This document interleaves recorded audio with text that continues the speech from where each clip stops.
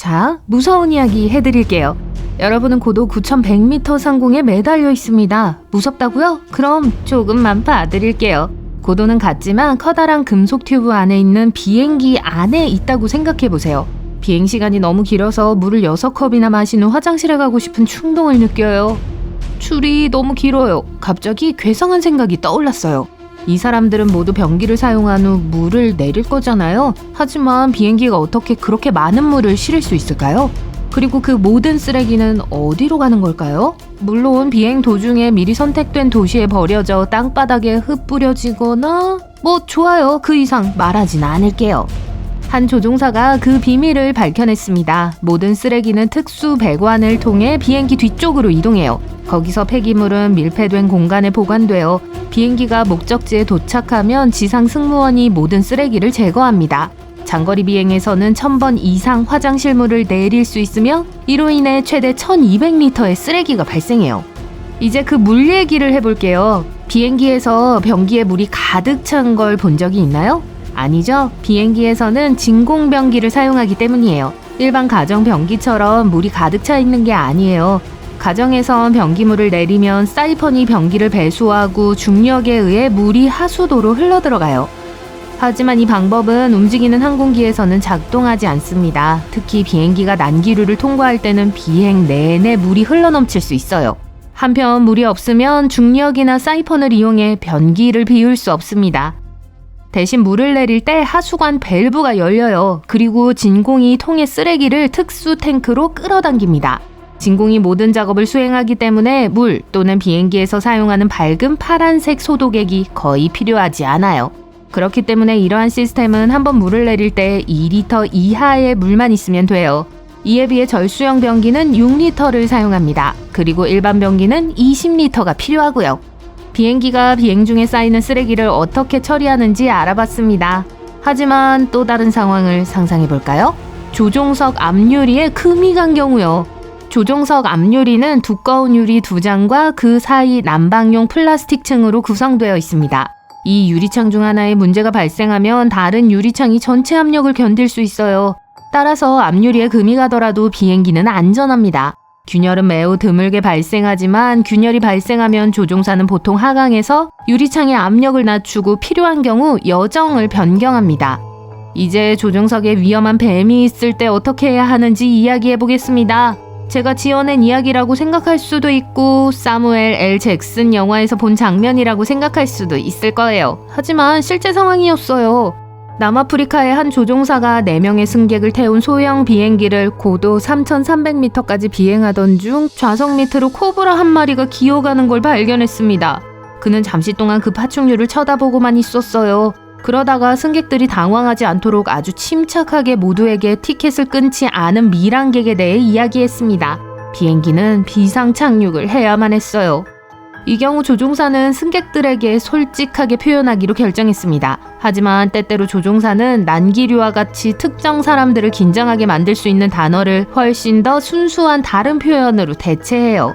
이 사실을 알고 싶다면 다음 징후에 주의를 기울이세요. 기장이 승무원에게 앉으라고 하면 울퉁불퉁한 도로가 앞에 있다는 뜻입니다. 주의해야 할 또 다른 표현은 에어포켓을 통과하고 있다는 말이에요. 이 에어포켓이라는 건 여러 방향에서 비행기와 부딪히는 바람을 다른 말로 표현한 겁니다. 하지만 에어포켓이라는 용어는 난기류보다 공포감을 훨씬 덜 유발하죠. 그리고 날씨 지역도 있습니다. 이 말은 일반적으로 비행기에서 멀지 않은 곳에 폭우나 뇌우가 내리는 걸 의미해요. 그러니까 기장이 전방에 악천후 지역이 있고 그 주변을 비행할 것이라고 말해도 놀라지 마세요. 조종사가 사용하는 신비한 언어에 대한 이야기를 시작했으니 몇 가지 예를 더 들어보겠습니다. 조지가 비행기를 조종하고 있어요 라는 조종사의 말을 우연히 들을 수 있어요. 이건 동료를 말하는 게 아니에요. 바로 비행기의 자동 조종 시스템을 부르는 방식입니다. 조지는 기상 조건, 난기류 및 고도를 고려해서 특정 경로를 따르도록 프로그래밍되어 있습니다.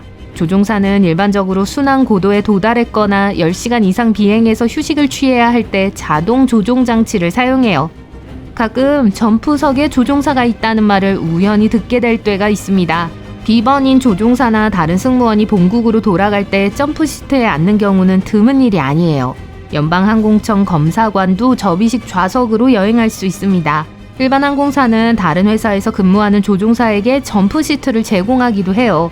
그리고 혹시 궁금하시다면 점프 좌석과 실제로 비행기에서 뛰어내리는 것 사이에는 아무런 관련이 없습니다. 첫 항공편이 늦게 도착해서 연결 항공편을 타기 위해 정신없이 서두르는 경우에 러너라는 말을 써요. 승무원이나 지상 직원이 러너가 오는 중입니다 라고 말하는 걸 우연히 들을 수도 있을 텐데요. 환승승객을 기다리고 있다는 뜻입니다. 안타깝게도 항공편의 출발 시간이 엄격하면 러너 없이 출발할 수도 있어요. 다음으로 조종사가 팬팬이라고 말하는 걸 들었다면 좋은 신호가 아닙니다. 문제가 발생했다는 뜻이죠. 조종사는 항공교통관제사와의 통신에서 이 용어를 사용합니다. 이 신호는 비행에 문제가 발생해서 조종실 승무원에게 즉각적인 조치가 필요하다는 뜻이에요. 같은 무선 주파수를 사용하는 다른 조종사가 이 신호를 들으면 모든 통신을 중단하고 팬팬 조종사가 메시지를 전달할 수 있도록 합니다. 트리, 파이프, 라이너. 엄청난 비밀 암호는 아니에요. 파일럿들이 파일럿 영어로 특정하는 숫자를 발음하는 방식입니다. 트리는 3, 파이프는 5, 라이너는 9 대신에 사용돼요. 이러한 발음을 사용하면 무전기의 오작동이나 비슷한 소리로 들리는 숫자로 인한 혼동을 피할 수 있습니다. 서류 작업을 마무리하는 중입니다. 기장의 이 말을 들었다고 해서 항공편이 지연된다는 뜻은 아니에요. 서류 작업 중이란 일반적으로 비행 일정을 수정하거나 비행기의 무게와 균형을 확인하거나 지상 직원이 비행 일지를 작성할 때까지 기다리는 걸 의미합니다. 최종 접근은 조종사와 승무원에게 약간 다른 의미로 사용돼요. 승무원은 비행기가 하강의 마지막 부분에 가까워졌을 때 최종 접근을 말합니다.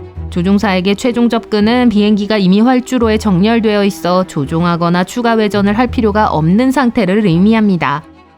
조종사가 페리 비행이라고 하면 승객이나 화물을 실지 않은 빈 비행기가 한 장소에서 다른 장소로 비행하는 상황을 말합니다. 승무원에게는 한숨 돌릴 수 있는 시간이죠. 여객기에 기술적 문제가 발생해서 조종사가 여객기를 본거지로 되돌려 보내야 할 때 페리 비행이 발생할 수 있습니다. 하지만 항공편이 만석인 경우에도 승무원은 휴식을 취할 수 있어요. 일부 보잉 제트기에는 승무원이 근무 중 휴식을 취할 수 있는 공간이 있습니다. 이 안전한 피난처의 문은 다른 찬장 문처럼 보여요.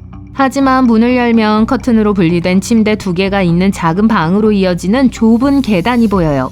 직원들이 유니폼을 걸 수 있는 공간도 있어요. 그런데 일부 조종사들은 비행기가 착륙할 때 사람들이 박수를 치는 걸 좋아하지 않는다고 말합니다. 그들은 단지 그들의 업무를 하는 것일 뿐 특별한 일을 하는 게 아니라는 거죠.